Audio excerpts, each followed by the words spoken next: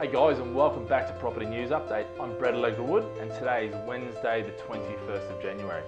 So what I want to cover today, I just want to introduce the new year and welcome back, and I hope you've got some big plans for 2015, because actually I really think, despite there's lots of dangers and lots of risks, actually I think the market's going to be a pretty good one. But I think what you need to do is you need to adopt a different strategy this year than what you have done the last 3 years. And that means moving out of your central London places and moving a bit further afield. So you're going to be introduced to areas and developments and things like that that perhaps aren't in the usual zones you're looking at, and perhaps maybe in Manchester's and the sort of major cities, because I think they're the places where you can invest now and look to hold, but you can still get a good deal. So guys, we'll start by having a look at a few news articles. So the first one I wanted to go through was just how to get rich quick in Crossrail, from Crossrail.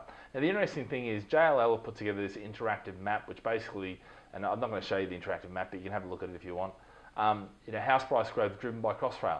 So it's quite significant. What they've done is they've actually listed all of the Crossrail stations and showing you the impact that it's going to have. Now the interesting thing is, we're attributing that to Crossrail. Actually, what it is, it's the fundamentals this is, because a lot of what Crossrail is, the prices have already been factored in there. So if you're buying in that local area, everyone knows where Crossrail is.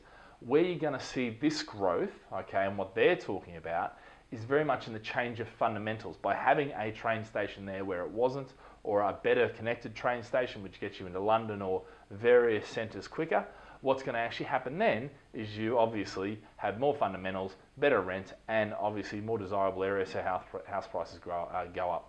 And that's really what this is saying. Whitechapel, Woolwich, Ealing, Broadway, West Ealing, Acton, there's some real sort of places that we've been investing in for a long time now. And the great thing is the places we've been investing are a lot of Crossrail. So that's all good news for Crossrail. And this is really the second phase of the growth from Crossrail. But anyway, coming to the next one, Labor's mansion tax plans, crude, warns Mangelson. So basically this is a Labor talking about their mansion tax thing. And look, I do not agree with it. I do not agree with it. It just doesn't work, this sort of stuff. And I think it's trying to get political points. And if you see it as this, and it's purely that, it's not really going to raise that much money. It's not really going to perform that well. And really what it is, it's taxing people's homes. The last thing you want to do is tax people's homes, yeah, because they spend less, and that's going to cause negative economic things. It's a stupid thing to do, but what it does, it affects a small percentage of the population, and therefore hopefully the lower percentage or the rest of the percent thinks that they're good and we should vote them in. It's absolute rubbish, and don't be deceived by this sort of stuff. You're going to see it from both sides. In fact, all parties coming out in the lead up to the election. So talking about the election fears menace property market. And look, to a degree they are going to, because the reality is, depending on what happens, we've got Labor talking about, just trashing the whole place, and really just doing stupid things in the property market. Look, I don't bat for any side, Labor, Liberals, whatever, but the reality is I just think these guys have no idea. And if we vote Labor in, we're in for a very, very bad time. Not only as investors, but also as people. We've only just come out of a recession. We need stimulus. We need things happening. And these guys just have no idea about it.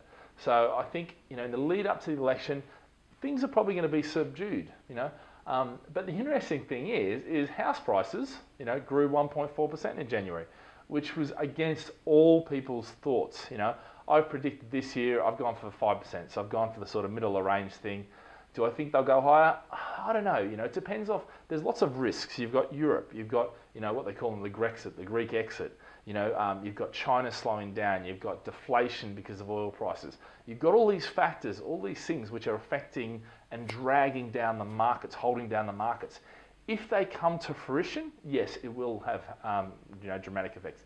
If they don't, and actually as we get further on in the year, if things don't happen and things look okay, I think what we'll see is the housing market could pick up quite well.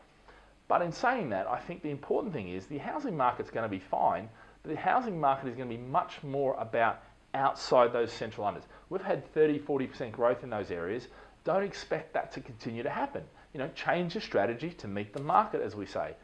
So guys, one last thing, and I'm not going to spend a huge amount of time on this. It's an article in the Mirror, which I don't normally read for educational and good things, but it says 6 secrets to lower mortgage rates.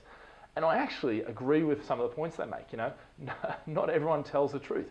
Look, I see brokers all the time saying, oh, you should remortgage and fix your rate now in case rates go up. I don't think rates are going up anytime soon. You know, I've seen this happen so many times where people fix rates and then they realise that the rates didn't go up, so they're in a higher rate than they were. You know, most of my mortgages from, you know, pre-crisis are on fantastic rates. I'm not touching them.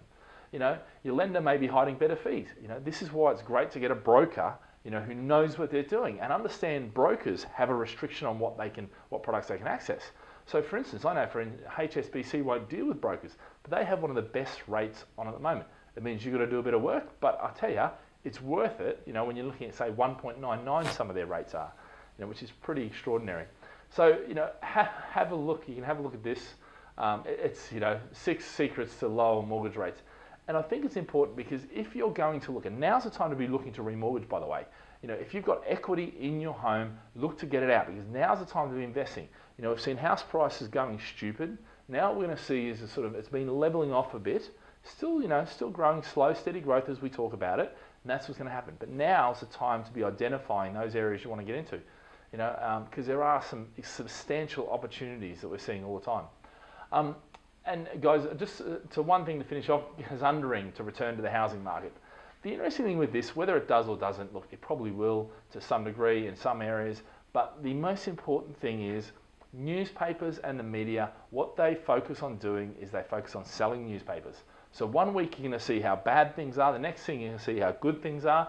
You know, you don't know who to believe. You've got to get educated. You've got to actually come up with a strategy, a plan, and you know what's going on in the market. So, you know, by all means, get the education, listen to these, you know, property news updates, go through all my education blogs, send in the questions, the answers.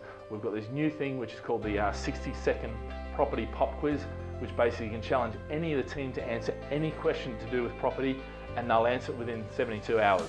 Okay, and we'll put it online for everybody, you know, whatever the question is. Okay, we've got 60 seconds to answer it in. So, you know, challenges, but we'll be releasing more on that. Guys, have a fantastic day, and remember, live with passion.